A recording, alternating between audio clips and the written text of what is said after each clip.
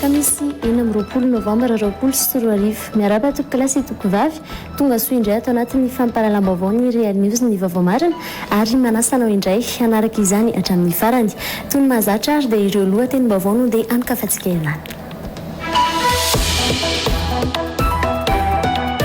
Vavy iray 20 taona no nahavita namony teny noho ny famoiza-po amin'ny fanilokiliany manodidina azy noho ny angezany ny 20 aogositra lasa teo.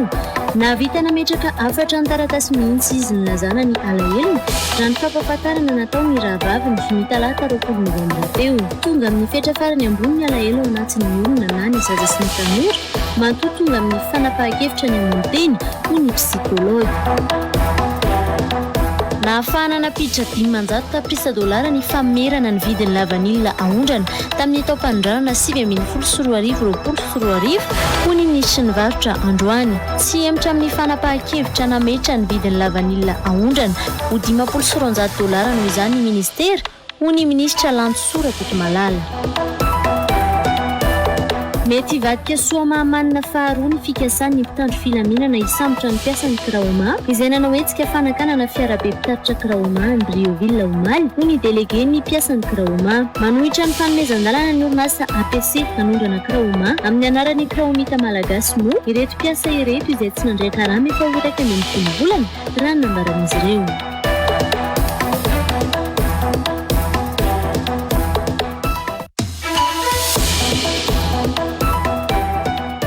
Ela kosa indray zao ireo tsara ho fantatra mahakasika ny vinavina ny mety ho toetry ny andro ho an'ny rampitso.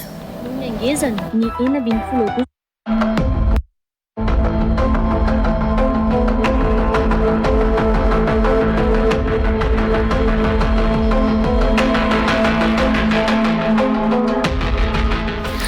Faliny indray no hijidiako ny tokantranonao amin'izao takariva izao.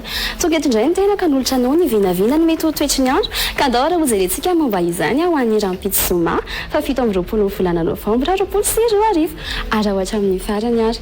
Ao anatin'ny tapa-maraina dia ifandimby ny rahona sy ny masoandro eto avolotany toraka izay ihany koa ny any amin'ny faritry Fianarantsoa any. Raha izerinena nosy be isika dia vinavinaina hanerika aloha ny andro ho an'ny tontolo andron'ny rampitso. Raha ny maripana kosa dia manodidina ny 420 hatramin'ny 30 degré Celsius. Isy ihany koa ny herika amin'ny faritra sasany eto Madagasikara amin'izay tapany maraina izay. Any Sainte-Marie no ahitantsika izany raha toa kosa ka andrahoana ny andro ny atao masina ary ibalika ny masoandro any Toliarany. Ao anatin'ny tapany hariva kosa dia hitohy hatrany ny herika raha ny any Sainte-Marie any. Ny any atao masina ihany koa aloha dia anerika ho an'izay tapany hariva izay ary ny any Fianarantsoa dia isy ny orana tandrifin-drahona toraka izay ihany koa ny any Antsiranana any. Ho an'ny rampitso dia vinavinaina ho 17 degré maripana ambany indrindra raha toa kosa ka tafakatra hatramin'ny 430 degré besao maripana ambony indrindra izay hitantsika any Toliary sy Mahajanga any.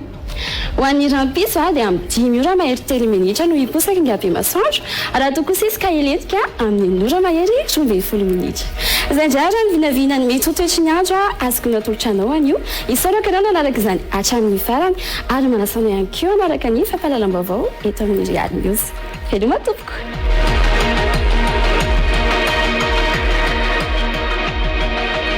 Iverenantsika ho arahana vetivety indray ary aloha ireo lohateny-baovao. Vavy iray 20 taona no nahavita namony teny noho ny famoiza-po amin'ny fanilokiliany manodidina azy noho ny angezany ny 20 aogositra lasa teo. Nahavita nametraka 4 ny taratasy mihitsy izy nilazana ny alahelo raha ny fampahafantarana natao ny rahavaviny ny talata 20 novambra teo. Tonga amin'ny fetra farany ambony ny alahelo ao anatin'ny olona na ny zaza sy ny tanora matoa tonga amin'ny fanapahan-kevitra ny amony teny ho ny psikôlôgy.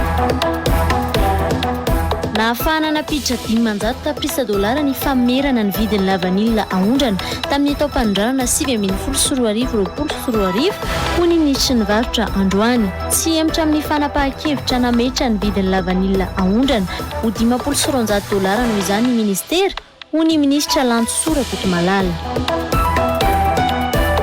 mety hivadika soamamanina faharoa ny fikasany mpitandro filaminana hisambotra ny mpiasany Kraoma izay nanao hetsika fanakanana fiarabe mpitatitra Kraoma Andrioville Omaly hoy ny délégué ny mpiasany Kraoma. Manohitra ny fanomezan-dalana ny orinasa APC nanondrana Kraoma amin'ny anaran'ny Kraomita Malagasy moa ireto mpiasa ireto izay tsy nandray karama efa ho iraika amin'ny folo volana raha ny nambaran'izy ireo.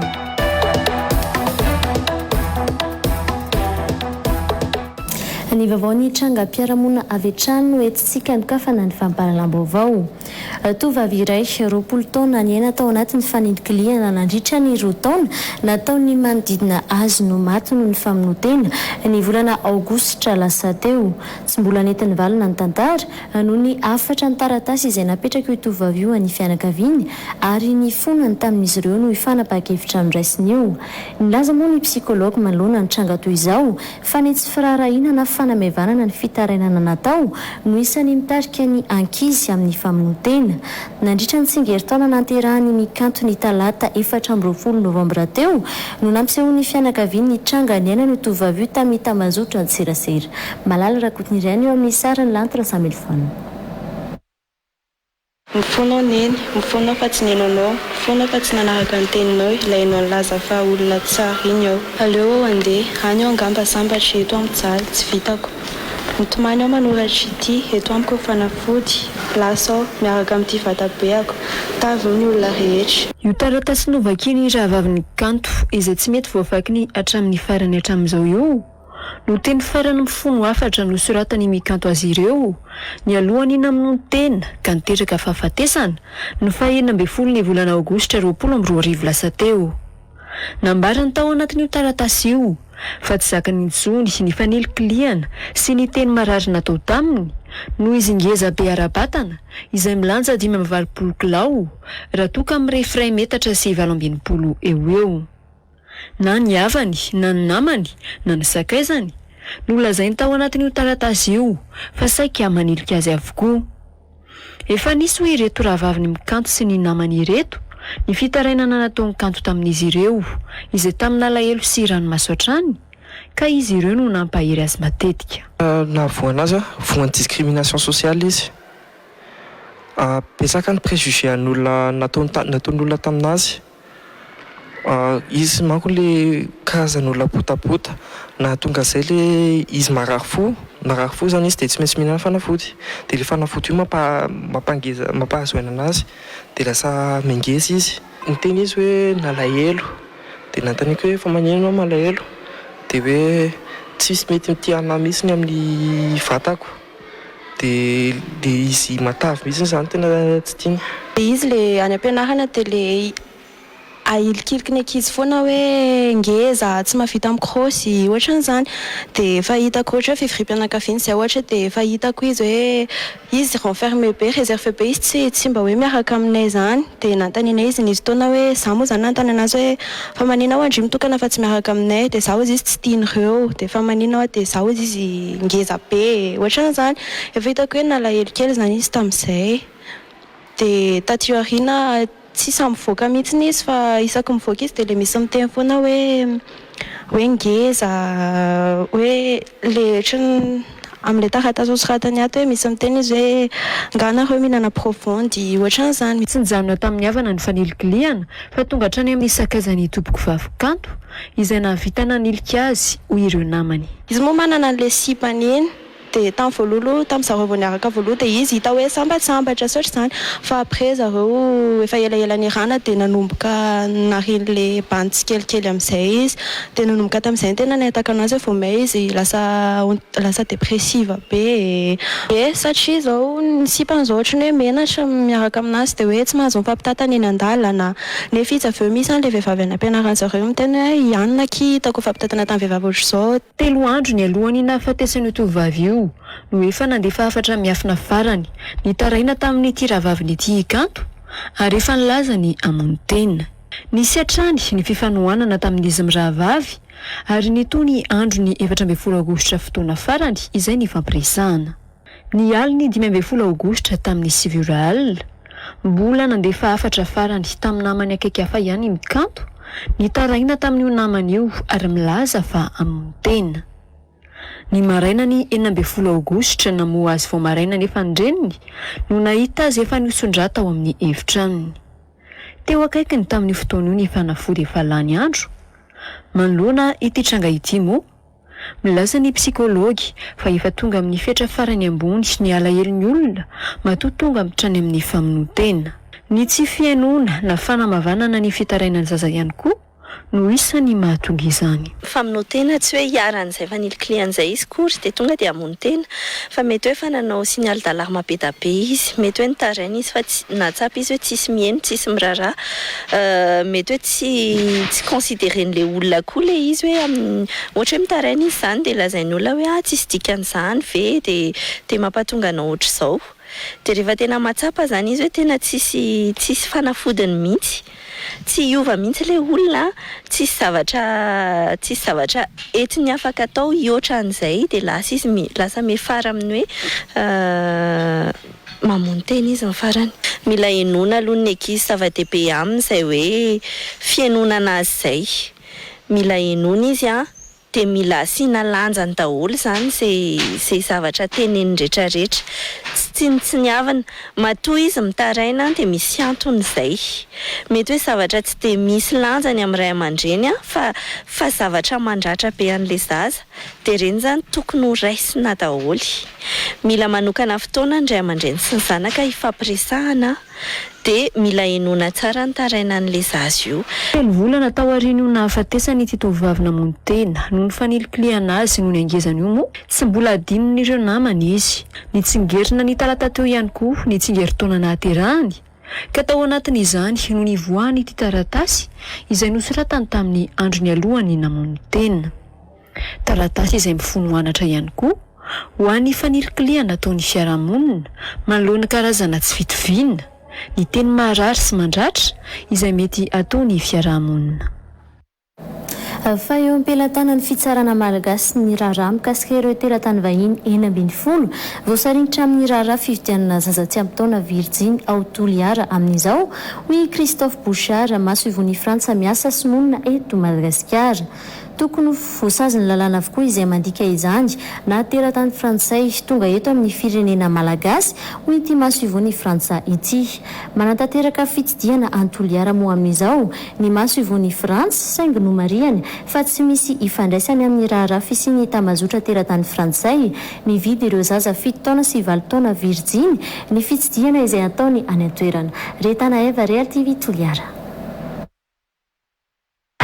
Non, pas du tout. Ma visite, elle est prévue depuis 2 mois, donc évidemment, ça n'a aucun lien avec cette affaire. Là-dessus, c'est une affaire qui est dans les mains de la justice malgache et nous avons toute confiance dans la façon dont la justice et la police vont traiter cette affaire sans aucune complaisance, avec un respect strict de la loi. Il est évident que les ressortissants français, comme tous les autres, doivent respecter la loi et tous les comportements qui sont contraires à la loi doivent être punis selon les procédures normales de la justice et donc nous nous en mêlerons pas du tout. Zazavavy kely 7 taona no voaolany tovolahy 20 taona tao Ambalazoro Fokotany Antsiraka, komina Tanambe, distrika Namparafaravola, faritra Alaotra Mangoro tamin'ny 24 Novambra 2024 lasa teo. Voasambotra ny tovolahy navandoza nanao ny fanolanana raha ny tatitry ny Zandarmaria Pirenena. Nomena fitsaboana sahaza azy kosa ilay zazavavy kely amin'izao fotoana izao. Tokony anara-maso sy miaro hatrany taranaka ny ray aman-dreny manoloana ny firongatra ny fanolanana hoy ny Zandarmaria Pirenena ary asa hitoroka sy hitory rehefa misy tranga mampiahiahy. Misy fiantraikany maro amin'ny fiainan'ny ankizy aoriana ny lesoka kely amin'ny fanabeazana izany raha nolazain'izy ireo hatrany. Nanamafy ny Zandarmaria Pirenena androany fa ampiarana sazy enjana ny tranga fanolanana toy izao mba tsy hiverenany intsony.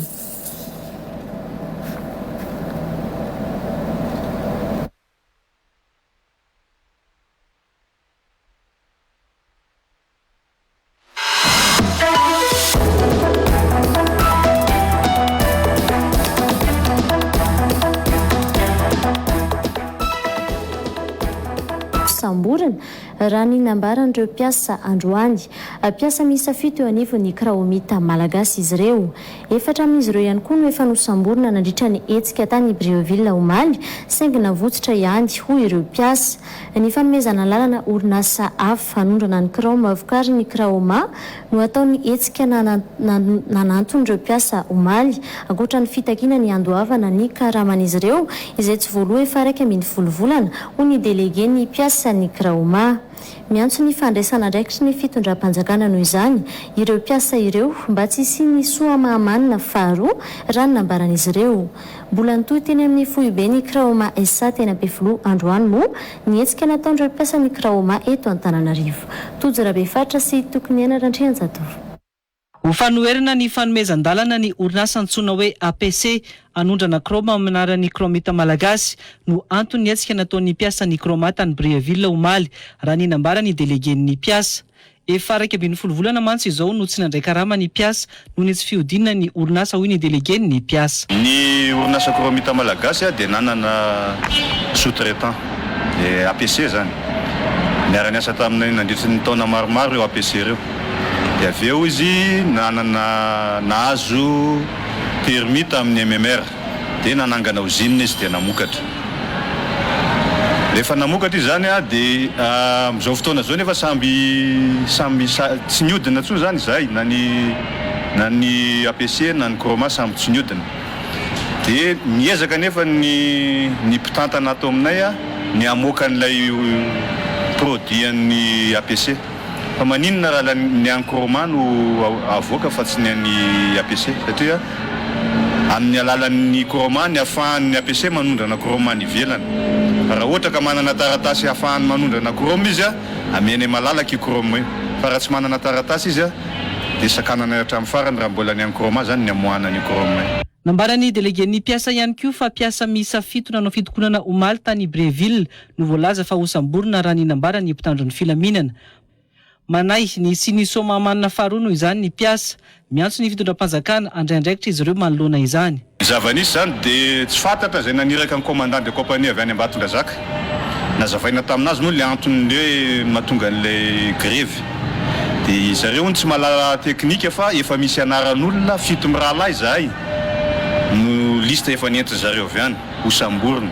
Tsy fantatra izay antony samborana nay zany ka olona tsy mandray karama ve dia misy lalàna zany ao ato anatin'ny firenena malagasy olona tsy mandray karama anatin'ny 12 volana dia andeha ho samborina no gadraina. Ary le mpiasany Brioville tsy manontohana ny route nationale satria ny taxi bus avy aty Antananarivo jusqu'à hatrany Andrimiana tsy misakana an'ireo lay vahoaka sy lay mpiasa ao fa le camion ny APC mitondra an'ilay kroma no hosakanana.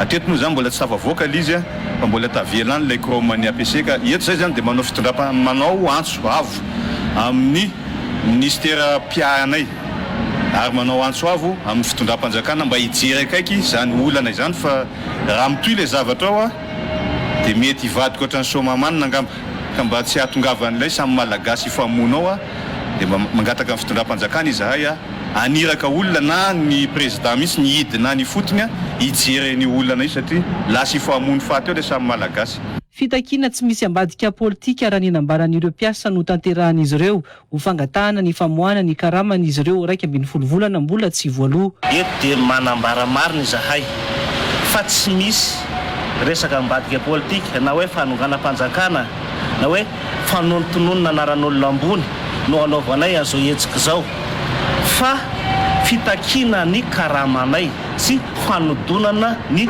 orinasa izay asanay mamelombady amanjanaka izahay misakafo ohatran'olona rehetrarehetra.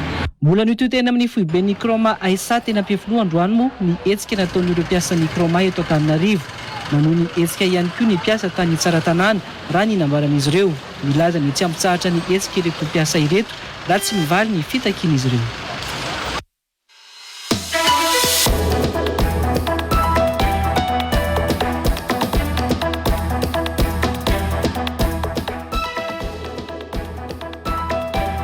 novahin'ny fandarana l'invité du jour amin'ny oalina faha 20 ny volana novambra taona 2024 mandritra ny tapany faharoa amin'ny fampahalalam-baovao amin'ny sivora latsaka fa efany alina eto amin'ny Real TV Madagasikara. Andriamato rabe ny farana Désiré filohan'ny filankevim-pitantanan'ny fikambanany mampiely baiboly malagasy no sady filohan'ny hetsika toy hivakan'ny fahamarinana sy pasteur Rasolofotina Miarintsoa filohan'ny missiona FMTA eto Madagasikara iresaresaka mahakasika ny aram-bato-kevitra ho an'ny faha-20 taona niverenan'ny tsingeritaonany fahaleovantenany Madagasikara. Maro tohanany maro ny antso amin'ny fibebahana sy ny fiatraikany izany ho an'ny firenena. Anasananao ary aminaraka izany.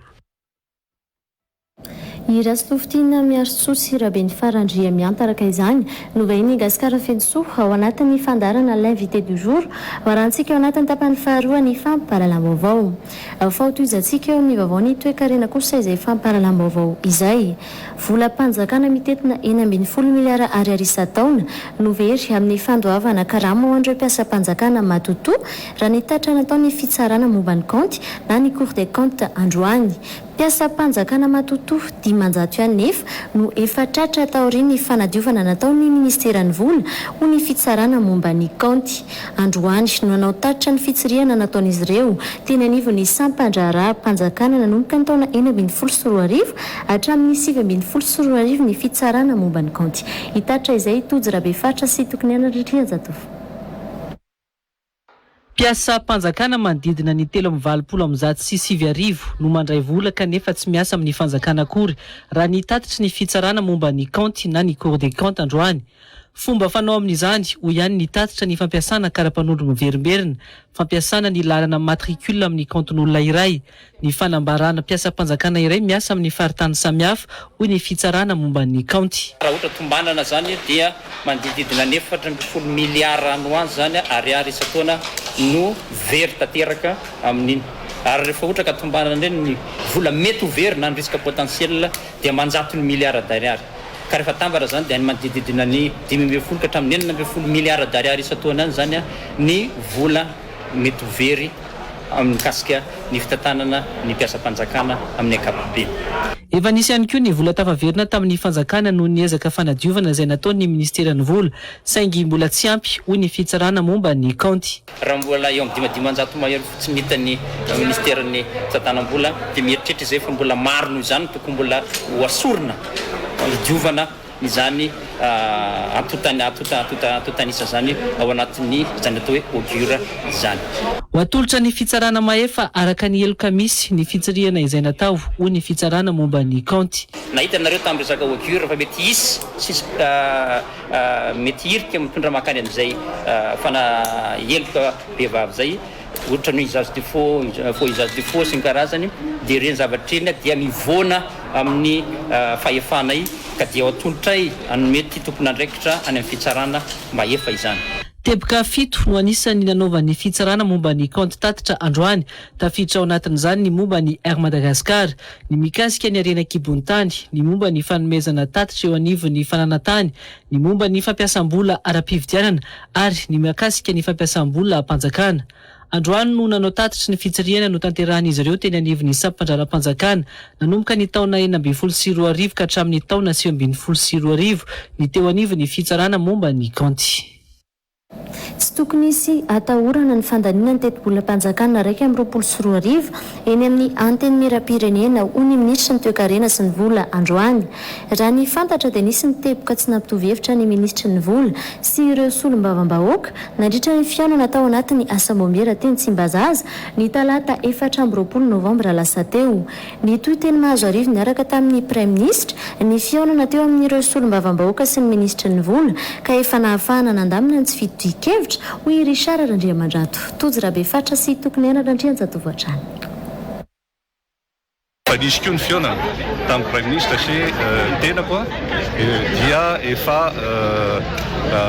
volamina ihany koa miaraka amin'ny député zay azo lasaina hoe manara-maso akaiky nyzany voamera ny fitantanam-bola izany dia tokony amin'ny zomana sabotsy farafahelany zany no aroso amin'ny voamera hitambarambe zany eo anivon'ny antenimieram-pirenena dia irina zany fa tokony tsy ho ela itsony dia irosondreo any amin'ny antenimieran-olona izany tsy emotra amin'ny fametrahana ny vidin'ny lavanila ondrana na ny prix de référence $500 ny ministera raha ny nambara ny ministry ny varotra androany efa ny fampiarana tamin'ny mpandraraha io vidin'ny lavanila io ho ny ministra nambara ny fanatratra efajato sy arivo taona ny lavanila na ondrana Madagasikara tamin'ny taondasa iny noho ny famerana ny vidin'ny lavanila ondrana raha 300 sy arivo taona izany isan-taona tojo rabefaritra sy tokony ianarandrianjatovoatrany nafahana napiditra $500 ny famerenana ny vidin'ny lavanila aondrana tamin'ny tao-panondranana 2024 ho ny ministra ny varotra androany tsy emotra amin'ny fanapa-kevitra nametraka ny vidin'ny lavanila aondrana ho $500 io noho izany ny ministera ho ihany ny ministra Lantsora Kotomalala na misy aza ny fangatahany solomam-bahoaka ny sambava ny anafoana izany raha misy no mitabataba hoe ambony loatra le prix dia tsy mahazo tombony ny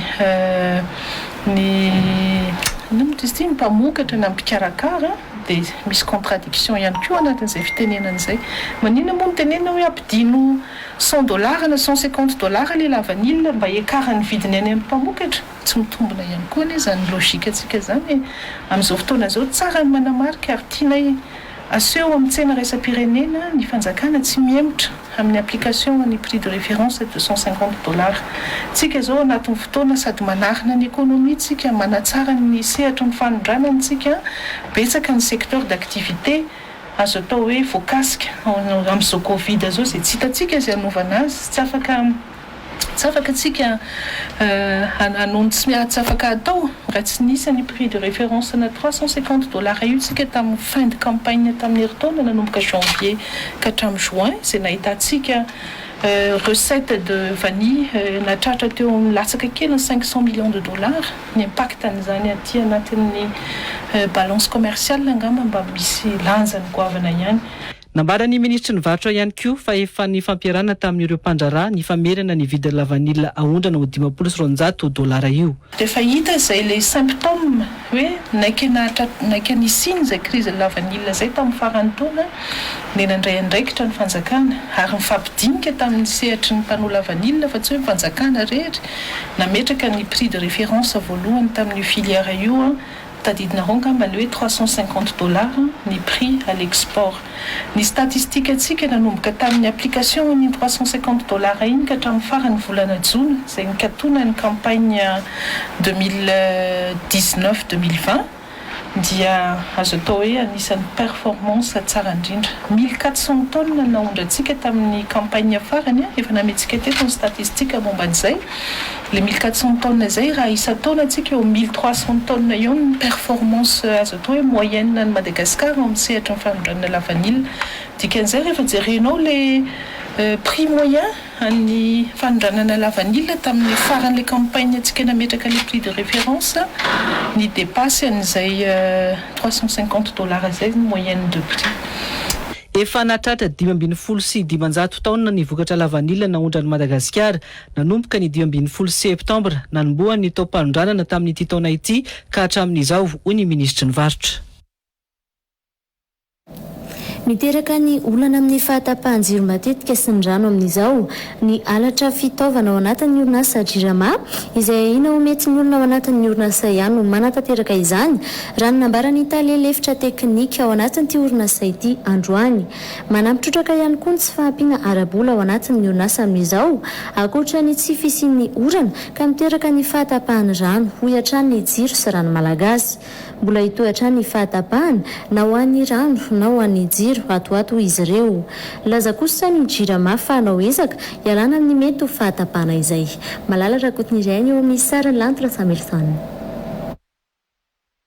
samy miaiky androany na ny tokantrano tsirairay manjifa ny jiro sy rano Jirama na ireo tompona ndraikitra ao amin'ny jirama fa saika lasa fahazarana ny filazanina fa ny olana ara-teknika toy ny fipoahana na faloana fitaovana no mahatapaka ny jiro eto Antananarivo renivohitra sy ny manodidina. Mbola nanamafy moa ny jirama fa noho ny olana ara-teknika toy ny fipoahana fitaovana, ny fanamboarana fitaovana ary ny faloana fitaovana no isan'ny mahatonga izany. Miampy aza io olana io manomboka ny volana novambra izao no ny tsy fampindrano sy ny fisiany alatra fitaovana maro samihafa raha ny fanazavany avy eo anivo ny jirama. Zao tsy fampiny rano izay manodina ny turbine centrale hydraulique zany miena be mihitsy efa presque aty amin'ny 50% sisa mihodina ny centrale dia nefa ireo centrale thermique reo tsy masehaka koa satria be dia be koa le moteur zany mbola vo eo zany mahatonga an'le olana anankiray ao le misy mangalatra koa ny câble dia regny câble regny zany hitanareo zao ohatra le dia ataontsika hoe disjoncteur sur poteau regny zao mipetaka izy androany dia mbola tsy réceptionné le izy dia tsisy maka nany any ny teny eto hoe tena misy tsy mety ato mety internaty any io na existe tsy fantatra tsony le izy fa io zany mba irazana amin'ny olona hoe zay mba hitanareo re olona tonga dia teneny maza misalasala mihitsiny hoe ry tena misy ohatrany ahihinay ry fa tena tonga dia ho avytsika misy nangalatra ony sur poteau mba mamenatra ihany zany tolo le fatapahana aloha zany tena io le ivavahana mihitsy hoe tena mafy ny ady ato amin'izao fotoana zao aloha fa le fatapahana zany ho avy fa mba hizana hatrany hatrany zany ohatra zao le mille le centrale thermique andresahako anareo zany zao dia efa prévu hoe amin'ny farany herinandro zany efa mba mihodina amin'ny machine ray. Ho an'ny rano kosa ny tsy fampiny tosika indrindra amin'ireo faritra hafa sy ny fahasimbana fitaovana izay mihitatra hatrany no mahatonga ny tsy fandehanan'ny rano hoy ny jirama. Tafon'ny rano zany tena hitatsika efa dégrade mihitsy zany le réserve ressource d'eau amin'izao fotoana zao tena hitatsika zany ohatra zao tsika zao mijery fotsiny hoe maka mijery an'io laka mandro seza io tsika raha io zao mijery evatsika dia efa hitatsika efa mitrakitraky any le amin'ny sisiny dia nefany io le mitrakitraky io tsy atao maki fa izahana foana zany hitsinjarana n'le rano misy zany amin'izao fotoana zao misy zany ohatra zao tsy tafakatra eny ambony eny ny eria ty andohalo ny rano tsy ampy le pression azonareo le izy dia zay zany zao ny problème dia misy nataontsika hoe situation verte makany amin'ny orange zany hoe le situation zany maintso tsara mihitsy dia efa manomboka amin'ny clignote amin'izay manomboka orange dia eo amin'izay le ataontsika hoe manque d'eau zany jour et nuit efa manomboka tsy ampy amin'izay nefa tsy misitraka tsony zany ny olona. Mitondra faisana amin'ny fahatapahana matetika io ny faritra ivelan'ny renivohitra sy ny ato anatin'ny renivohitra. Isan'izany ny fanaitra ataon'ireo mponina eny Ambatomaro amin'ny fijalian'izy ireo amin'ny rano efa ho efa-bolana izao. Fa eo amin'ny vaovao ny fahasalamana kosa indray mbola sarotra ny amaritana ny vaksiny tena andaitra amin'ny aretina coronavirus no ity tsimbokaretina ity miovaova hatrany ho ny profesora Rabenja Rapelanoro mpikambana ao amin'ny akademia malagasy ny mpitsabo ny lafiny arabola sy ara-toekarena no tena mibahana amin'ny vaksiny rehetra resahana amin'izao fotoana izao ho ny profesora Rapelanoro tokony andinika tsara amin'izay vaksiny ho afarana sy ampiasaina eto Madagasikara noho izany ny fitondram-panjakana ho hatrany ity mpitsabo ity tsy aivina fa vinavina ny fitondram-panjakana amin'ny taona ho avy io ny anafatra vaksiny fanefitry ny coronavirus. Tojo Rabefatra sy Lantora Samuelson no manao ny fanadihadiana. Miovaova fitranga sy fiatraikany amin'ny vatan'olombelona ny COVID-19 ka tsy mbola misy manampahaizana mahafantatra ny tena karazana aretina marina misy amin'izao fotoana izao hoy ny profesora Rabenja Rapelanoro. Na ny andian'ny faharoa na ny deuxième vague mamely any Eropa amin'izao fotoana azy dia mbola jerena ao anatin'ny fikarohana raha mitovy amin'ny coronavirus andian'ny voalohany hoy ny profesora Rabenja Rapelanoro. Izay ferimberena ny aretina amin'ny endriny samihafa izay no mbola tsy ahitana fanafa ny mahomby hoy ihany ny profesora Rapelanoro. Amin'ny resaka vaksiny ny grippe antsika ny grippe androany ny vaksiny amin'ny taona teny le virus nandehandeha tamin'ny taona lasa ny nanaovana vaksiny fa le ho avy tsy mbola fantatra mihitsy.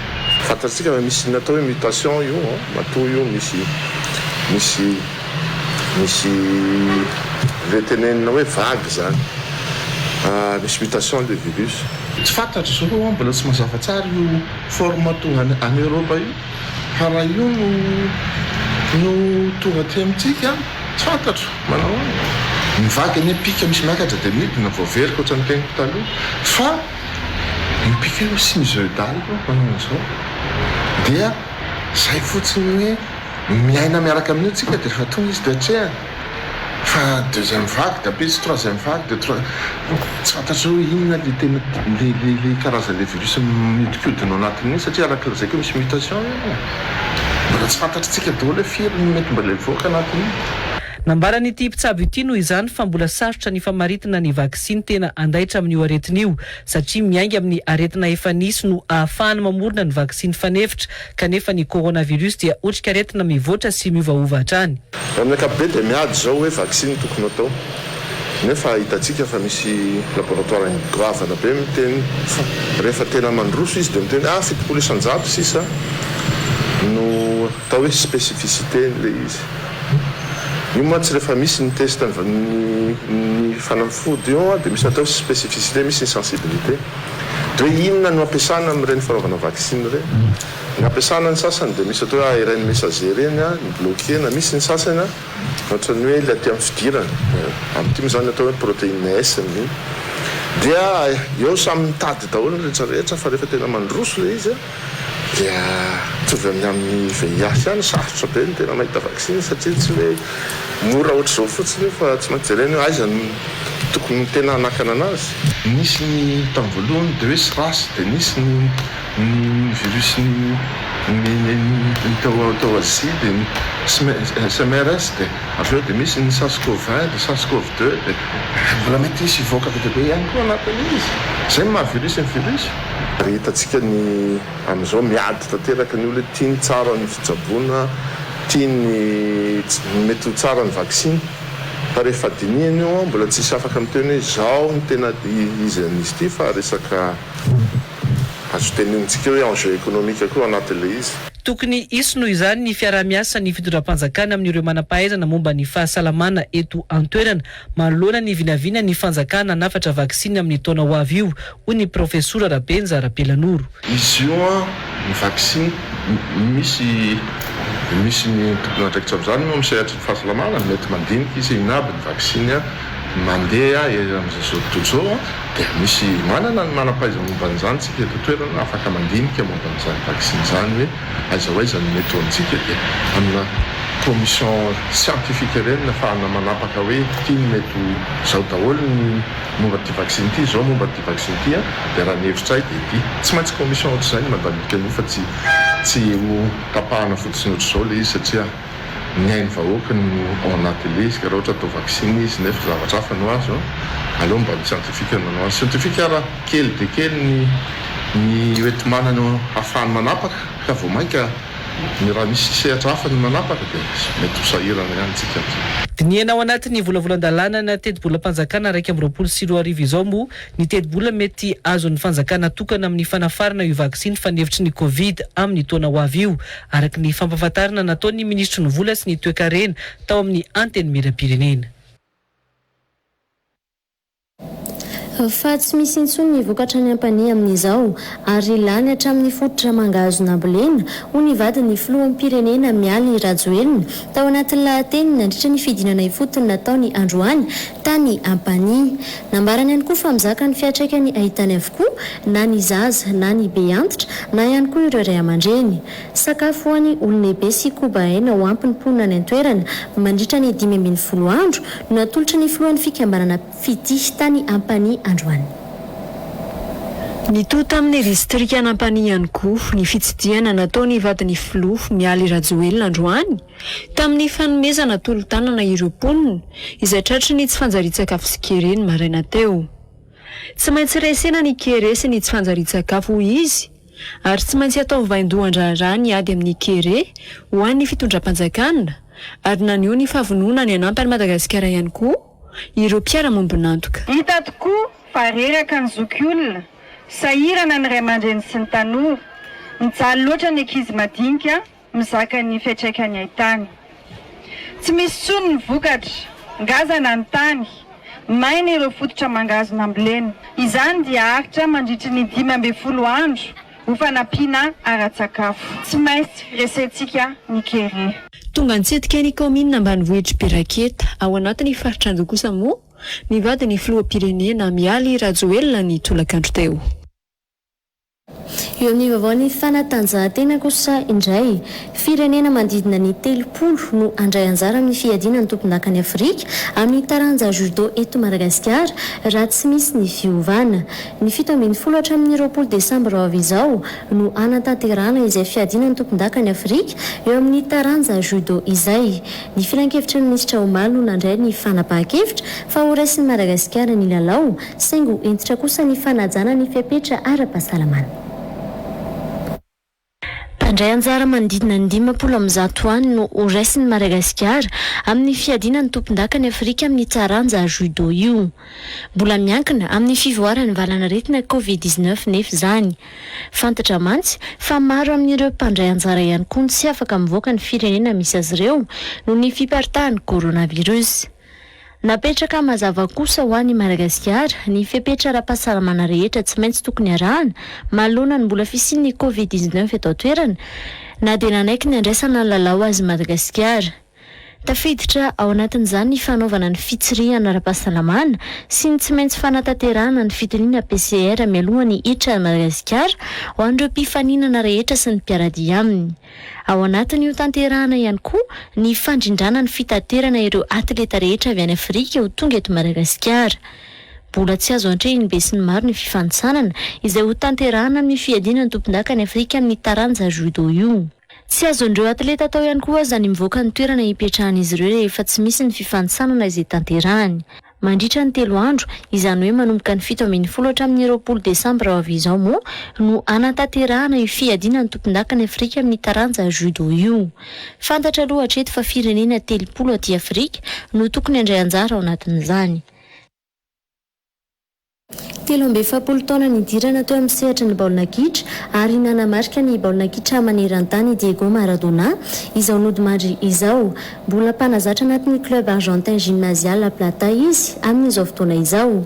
Mpilalao mendrika teo amin'ny baolina kitra ary nikoizana i Diego Maradona no izy navita tanampiditra baolina 430 tao anatin'ny lalao 170 hatrehany teo amin'ny tontolon'ny baolina kitra. Ny tapaka ny volana Novambra lasa teo no efa nisy ny fandidiana natao an'ity mpilalao baolina kitra ity ary taorin'izay nanaraka fitsaboana izy saingy izao ndao sy ny fahafatesana omaly izao. Ndao arantsika atao anatin'ity fitina ity ary izay tantarany Diego Maradona izay.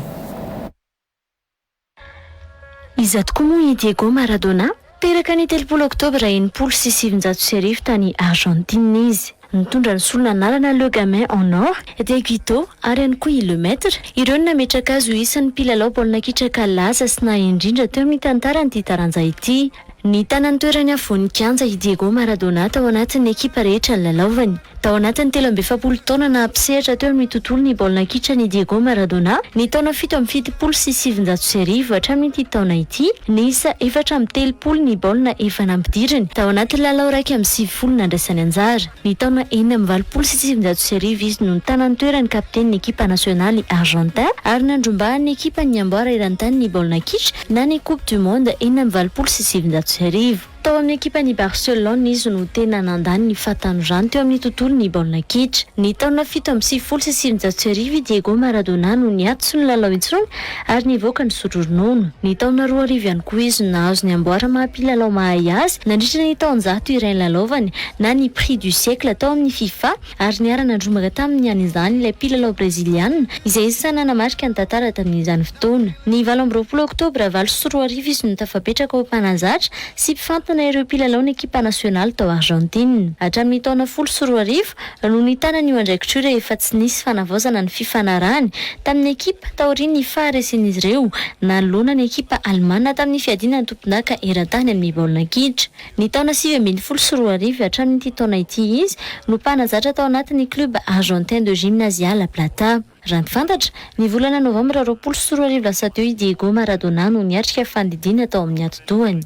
Tao aorian'izay ny fantatra fa nila fitsaboana maharitra izy no ny fiankinan-doha tamin'ny alcool.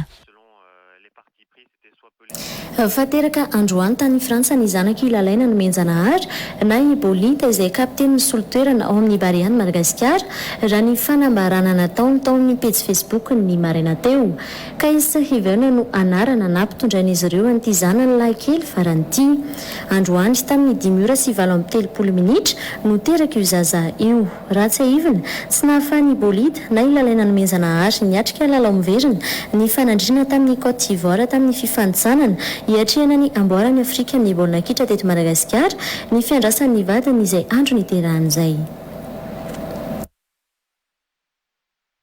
Ny fianakaviam-ben'ny Real TV Madagasikara moa dia miarahaba ny bolida mivady nahazo pakakitay. Fa eo amin'ny zanam-pandaharana fake news real news kosa indray lehilahy iray tratranangalatra ka nampisotroana zava-pisotro mampatanjaka no nahaberesaka tao anatin'ny tambazotra tserasera Facebook 3 andro lasa izay nambara tao anatin'ny fanehoan-kevitra mantsy fa mba ahazony hery ahafahana mamono azy no ny asa ratsy nataony no nanaovan'izy ireo izany dia nisy arvesa no foroana indray ity vaovao ity ny zanam-pandaharana fake news real news no anamarina amintsika izany. Ny vahoaka anome zava-pisotro mampatanjaka lehilahy iray izay voalaza fa mpangalatra atratra tamin'ny asa ratsiny io mba ahafahany vahoaka ireo midaroka azy indray no nanomezana azy io zava-pisotro io. Io ny fehezanteny entina nampahafantarana ny vaovao tao anatin'ny Facebook tao. Rehefa jerena ny sary feno olona manodidina azy ary toa mifatotra ny arina ny tanany ary ilay tovolahy kosa amisotroana zava-pisotro. Nandeha ary ny resabe faly sy nankasitraka avokoa ny ankamaroany ireo naneho hevitra. Teo no laza hoe tena mety mihitsy izao aleo izy hiverina azo tanjaka. Misy kosa ireo nandoko ireo olona namono ary nanome zava-pisotro manome hery azy. Tao indray kosa ireo nalahelo ka nilaza fa samy efa nanao fahadisoana ny tsirairay ka mampalahelo no mahita mpangalatra tratra ka vaovony toy izao. Efa mahery ny 704 ireo no mesy nanao rema tamin'izany raha toka 550 sy 500 no nanao commentaire ary olona misa 470 no nizara izany. Rehefa nanao ny fanadihadiana ny ekipa ny fake news real news dia hita fa mbola tsy fantatra mazava hoe taiza marina ny siny ity tranga ity ary tsy mbola nisy ireo tranokala namoaka ny vaovao. Mijanona ho fake news araka izany ity vaovao ity. Ny zanam-pandaharany ihany koa ary topilasy dobokivavy no entiko manakatona ny tapany voalohany amin'ny fampahalalam-baovao tamin'ity alina ity isaorany sika rehetra nanaraka izany hatramin'ny farany ary mbola manasana ao an-trano anaraka ny fandaharana l'invité de jour rahantsika ao anatin'ny tapany faharoa ny fampahalalam-baovao. Mandrapitafary topilasy dobokivavy.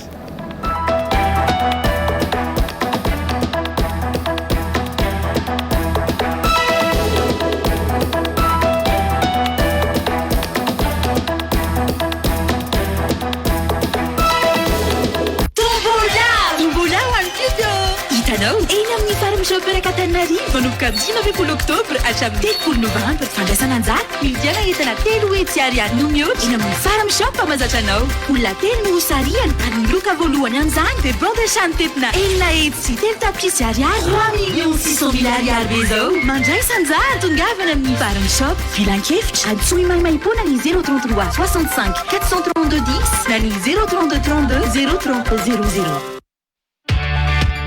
Veni, le triptyque eau potable, assainissement, hygiène est vital, essentiel, nécessaire, important pour tout citoyen. Oui, l'accès à l'eau potable, à l'assainissement, à savoir des toilettes et des douches propres et accessibles, ainsi que de pratiques d'hygiène avec un savon et un dispositif de lavage des mains adapté à leur physionomie, est un droit fondamental, comme pour tous les citoyens, pour les femmes et les personnes vivant avec un handicap. Malvoyants, malentendants, muets ou ayant des difficultés motrices. Sachez que le projet Veni de WaterAid Madagascar est présent dans les districts suivants: à Kasbe, à Tsimdjan, à Varajan, à Mbujachin, Manzakanjin, Mudamang et Sojun Mandit.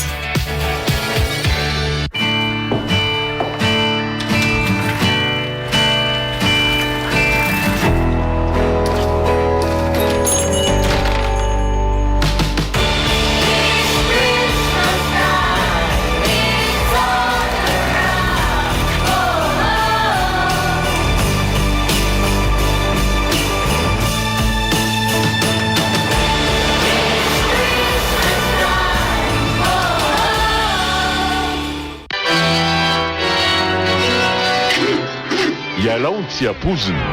Ampiasao ny batterie Beonix. fiara matanjaka.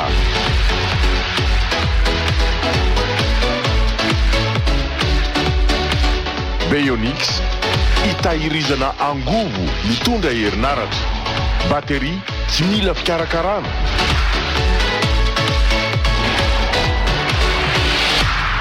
Beonix matanjaka sady maharitra. Beonix distribué par Hugo Dis Tsaralalana.